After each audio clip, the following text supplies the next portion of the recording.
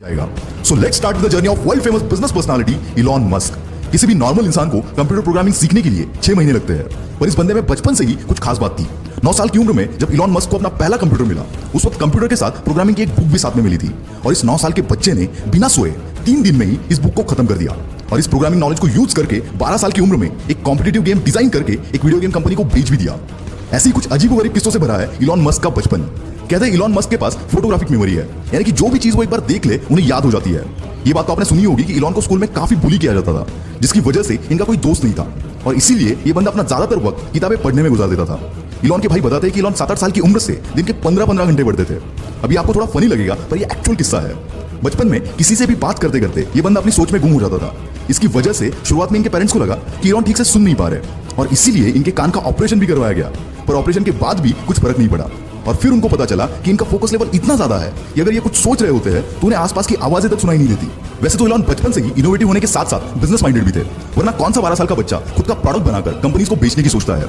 17 साल की उम्र में इलॉन पेंसिल्वेनिया यूनिवर्सिटी में एडमिशन लेकर कनाडा शिफ्ट हो गए और वहां उनके कुछ दोस्त भी बने। उनके क्लासमेट्स को वाइल्ड पार्टीज का बहुत शौक था, पर एज रेस्ट्रिक्शन के चलते वो पार्टीज को अटेंड नहीं कर पाते थे। इस पर इलॉन और उनके फ्रेंड ने मिलकर एक जुगाड़ लगाया। उन्होंने एक ऐसा घर रेंट पर कर लिया जहां पर वो वाइल्ड पार्टीज अरेंज कर सकते थे और पार्टी में पर पर्सन $5 की एंट्री फीस चार्ज करते थे। इससे इनकी पॉकेट मनी और रेंट दोनों निकल जाता था। कॉलेज खत्म होने के बाद 1994 में अपने भाई के साथ मिलकर इलॉन मस्क ने अपना पहला स्टार्टअप Zip2 लॉन्च कर दिया। Zip2 से लेकर SpaceX, टेस्ला और OpenAI तक जितने भी स्टार्टअप इलॉन मस्क ने स्टार्ट किए, उन हर एक में इनोवेशन इस बंदे का प्राइमरी और सबसे स्ट्रॉन्ग पिलर था। Zip2 में वो अलग अलग बिजनेसेस के मैप्स और उनकी इन्फॉर्मेशन Zip2 के वेबसाइट पर प्रोवाइड करते थे, जिससे बिजनेस ओनर्स को नेटवर्किंग में हेल्प मिलती थी। और इलॉन का ये बिजनेस चला।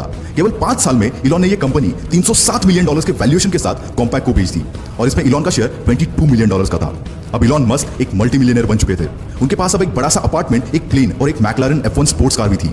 ऐसे एक दिन इलॉन बैंक गए हुए थे। वहां उन्होंने देखा कि लंबी लंबी लाइनें लगी हुई थी और यही जन्म हुआ X.com का। इलॉन की यह कंपनी ऑनलाइन ट्रांजैक्शन केवल एक ईमेल के थ्रू प्रोवाइड करती थी। शुरुआत में तो लोग भरोसा करने के लिए कतराते थे, पर बाद में रैपिडली इनकी अच्छी खासी ग्रोथ हुई और आगे चलकर X.com पेपाल बनी। 2002 में eBay ने पेपाल को $1.5 बिलियन के वैल्यूएशन के साथ खरीद लिया। इसमें इलॉन मस्क सबसे हाईएस्ट यानी कि 11.7% के स्टेक होल्डर थे। उसके बदले उन्हें $165 मिलियन मिले और पेपाल के इसी डील के बाद जन्म हुआ पेपाल माफिया का। मतलब ये कि इसमें जितने भी शेयर होल्डर्स थे, उन्होंने पेपाल बेचने के बाद खुद की बड़ी बड़ी कंपनीज बनाई, जिसमें यूट्यूब, लिंक्डइन, SpaceX, टेस्ला, कीवा जैसे बड़े बड़े ब्रांड शामिल है। पेपाल के बाद इलॉन मस्क के पास काफी पैसे आ चुके थे।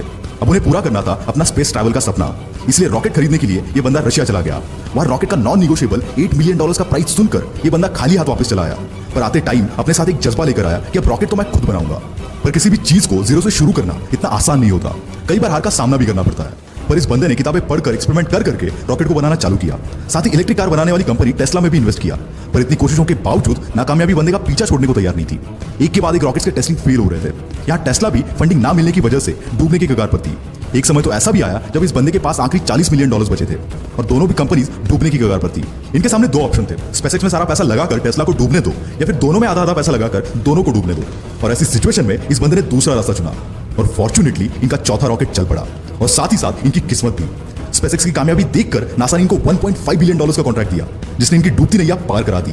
SpaceX और टेस्ला के साथ साथ इलॉन मस्क की कई सारी कंपनीज हैं जो कि इनोवेटिव कंपनीज हैं, जिसमें द बोरिंग कंपनी जो कि ट्रैफिक कम करने के लिए कई सारी जगहों पर वर्ल्ड क्लास टनल बना रही है। हाइपरलूप 1 जो कि एक नए तरीके का ग्राउंड ट्रांसपोर्ट है, जिसके जरिए हम 700 माइल्स का डिस्टेंस 1 घंटे में कवर कर सकते हैं। न्यूरालिंक जो कि एक अपाहिज इंसानों के लिए ब्रेन मशीन तैयार कर रही है, इसके चलते वो नॉर्मल इंसानों जैसे सारी चीजें कर पाएंगे। OpenAI ये कंपनी आर्टिफिशियल इंटेलिजेंस पर रिसर्च कर रही है। साथ ही इलॉन मस्क स्टारलिंक नाम के एक प्रोजेक्ट पर काम कर रहे हैं, जिसके चलते वो 12,000 सैटेलाइट स्पेस में भेजेंगे, जो कि अर्थ की ऑर्बिट में एक स्टार जैसी चेन बनाएंगे और इसी स्टारलिंक के जरिए पूरी दुनिया में हर जगह इंटरनेट प्रोवाइड किया जाएगा। दोस्तों, जहां पर किसी भी नॉर्मल बंदे की सोच खत्म हो जाती है, वहां इस बंदे की सोच शुरू होती है और यही बात इन्हें इलॉन मस्क से द इलॉन मस्क बनाती है। दोस्तों, बिग शॉट की अगली स्टोरी आप किस पर देखना चाहते हो, कमेंट में जरूर बताना। वीडियो में दम हो तो सब्सक्राइब करो और वीडियो को फैला दो।